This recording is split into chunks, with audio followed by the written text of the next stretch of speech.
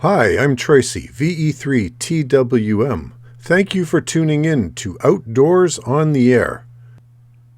Every August I go on a camping trip with my brother and nephews.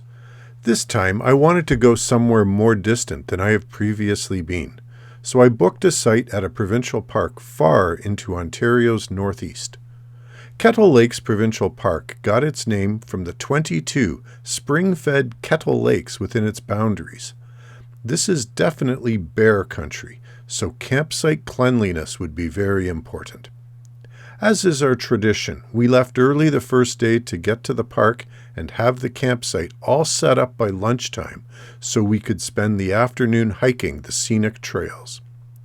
Northern Ontario offers majestic, rugged scenery, and this park offered plenty of views to uphold that reputation. Temperatures were cool and the sun came out for a bit, which was nice as we didn't get a lot of it for the balance of our 4-day trip. We had the trail to ourselves as we immersed in the heavy pine scent and natural splendor. Upon our arrival back at the campsite, we found a grouse keeping watch over our shelters. Nice to know the locals were welcoming. Victor Echo 3, Tango, Whiskey Mike. There's a station heading into Mike. You're real weak. Give it to me again, please. Victor Echo 3, Tango, Whiskey Mike. I got Tango Whiskey Mike. Give me the prefix. Victor Echo 3, Victor Echo 3.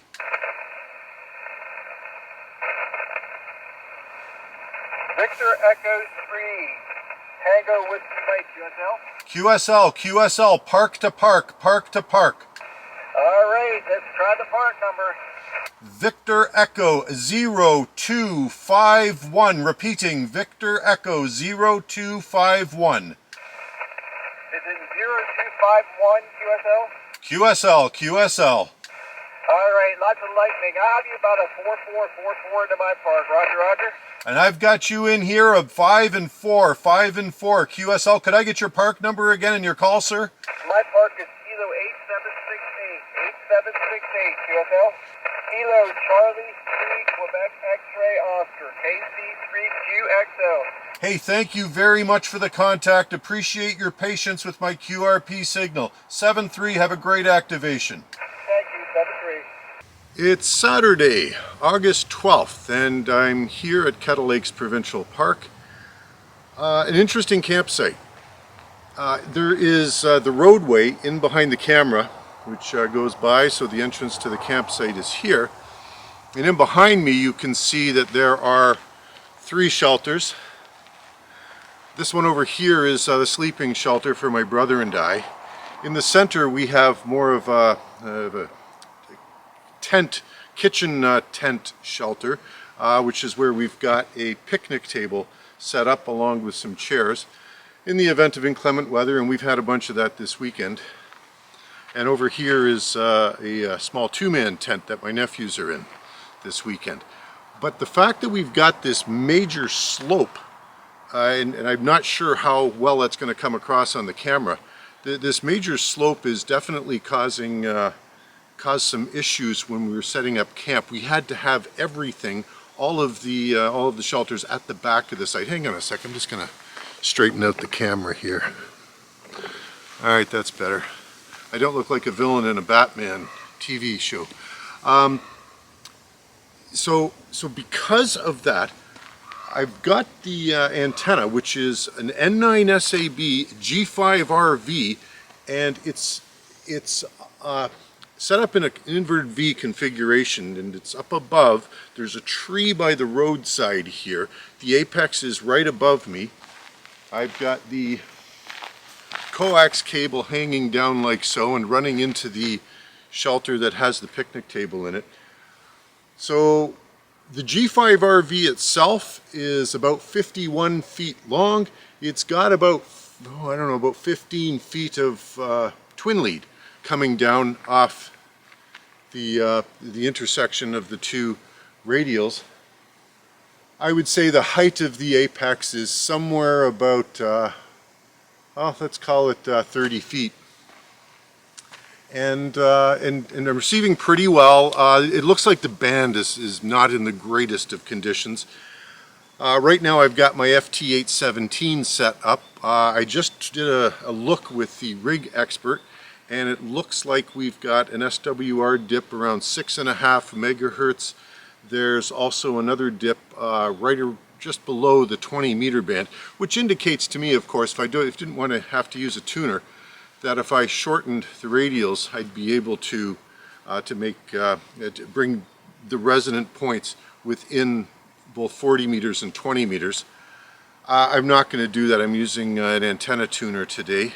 I'll show you that in a moment. So it's all set up. I've been dodging rain showers, sort of coming out now here to do this little piece now that everything is set up. I just made one contact, a fellow calling Parks on the Air. I went back to him. He only gave me a 4 and a 4, very weak report, but he's got a lot of lightning crashes on his end, and frankly I'm getting some of those myself. So that's the layout for this weekend's Parks on the Air activity from Kettle Lakes Provincial Park. And by the way, Kettle Lakes is in Northeastern Ontario. It is pretty close to being the furthest northeast park that you can go within the province of Ontario. It's a 7.5 hour drive north from my hometown, which is on the shore of Lake Ontario, to sort of put that in perspective for you. The antenna itself is oriented in an east-west configuration, meaning the best radiation is going to be broadside, and that's pretty much what I have to work with here. Interestingly enough, with this particular campsite, there are some pine trees around the periphery, and those pine trees don't have low-hanging branches, which is a good thing, and many of them don't have branches until you're up to the 30 or 40 feet point. So I found one short branch above me here. I'll show you that in just a sec, that my nephew was able to put a line up for me on that branch. Here is a look at the feed point. Tim's got a carabiner at the top where you tie on the support, in this case paracord, and it's going up around the branch, and just the tension from the two radial ends is holding the feed point away from the tree itself. And you know what, as you might expect from an N9SAB antenna, it's very well constructed. I've got those ends pulled fairly taut, and it's no issue for this antenna. I've also got, with all the rain, I've got my coaxial extensions all taped up to keep the water out of them, but I don't suspect there will be any issue even with heavy rain with this antenna. Now, I do think this antenna is probably best suited for portable operations. It uses banana post for the terminals of the radials up top, but regardless, I've been able to get it set up at this height, so it looks like, oh, another nice thing, because in campsites you're never sure what you're going to get, but there's no neighbors around. It's like everybody saw there was rain in the forecast and decided not to come camping this weekend, so there's no QRM. Keep knocking on wood, but to this point there's no QRM. Here's a look at the operating position inside the shelter. It's starting to spit again, so I'm going to keep this part fairly brief. The FT817 is at the far end of the table. The LDG Z817 tuner is there. You might be able to see a whole bunch of clutter on the table, and when you're camping with family, you're going to run into clutter, and that's just what I'm dealing with right here. My brother and the two nephews have gone into town to make a run to get more gas, so I've got the campsite to myself for a few minutes here while I get everything set up, and it's starting to spit again, so I'm going to shut the camera down and move inside. Although I had set up the 817, the conditions on 40 meters and powerful thunderstorm-generated QRN convinced me to replace it with the SGC SG-2020, which I could run at its maximum of 17 watts. While the 2020's extra power might make a slight difference in getting out, it was the receiver's DSP noise reduction that appealed most to me. Alpha Charlie 9 station, come back please. Alpha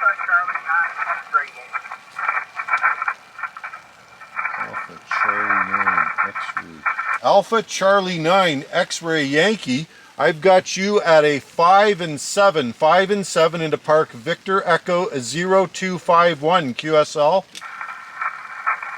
You're 5-8 Minnesota, 5-8 Minnesota, modification.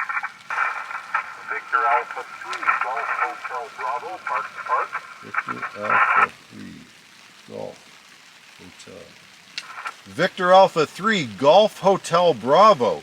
Please copy 5 and 8 from VE 0251.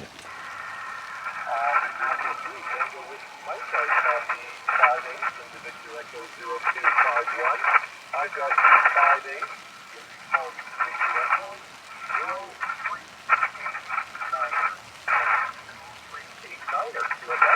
Copy the 5-8 VE 0389. Thanks so much for the contact. Have a great activation. Roger, roger. Activation as well, 73. Kilo Echo 2, Alpha X-Ray, X-Ray.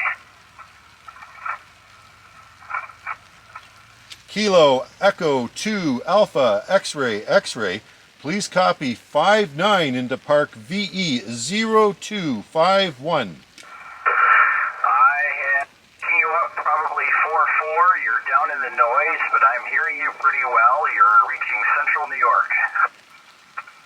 Well, thank you very much for the contact. I greatly appreciate it. Seems like a tough day on the bands today. Yeah, there's a lot of noise, and I've seen storms rolling through. I'm sure that's affecting it. Yeah, maybe so. Well, thank you very much. Really appreciate the contact. 7-3. 73, good luck out there. Kilo Delta 8, Romeo Golf, Papa. Kilo Delta Station, come again, please. Kilo Delta 8, Romeo Golf, Papa. Kilo Delta 8 Romeo Golf Papa. Please copy a 5 and 7 from VE 0251. QSO, you are a 5-7 as well. 5-7, Indian, Mike India. Well, thank you very much for the 5-7 from Michigan. I really appreciate the contact.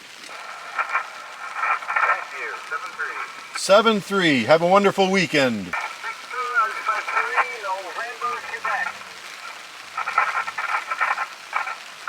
Victor Alpha 3 November Quebec. Please copy 5 and 7 from VE 0251.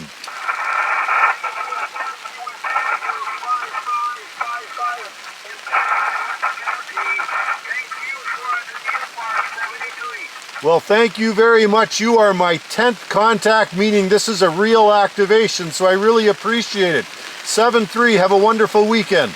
I knew I was a fan. Good stuff. Hey, take care, my friend. Enjoy the activation, 73. I was able to make enough contacts to activate the park, and shortly thereafter I pulled the plug. Camping with family always means radio takes a back seat, and I'm okay with that. I try to carve out a few hours to play radio, but my real priority is time spent with my brother and nephews. One day I won't be able to do this anymore, and I am creating memories for that future. My rigs worked well, and of course the N9SAB G5RV did a great job, even in wet weather. Make sure to check out the link to Tim's eBay store in the description below. That's all for this time. Thank you for watching. Now it's your turn. Get out of the shack, get outdoors, and get on the air. 7-3 from Tracy, VE3 TWM.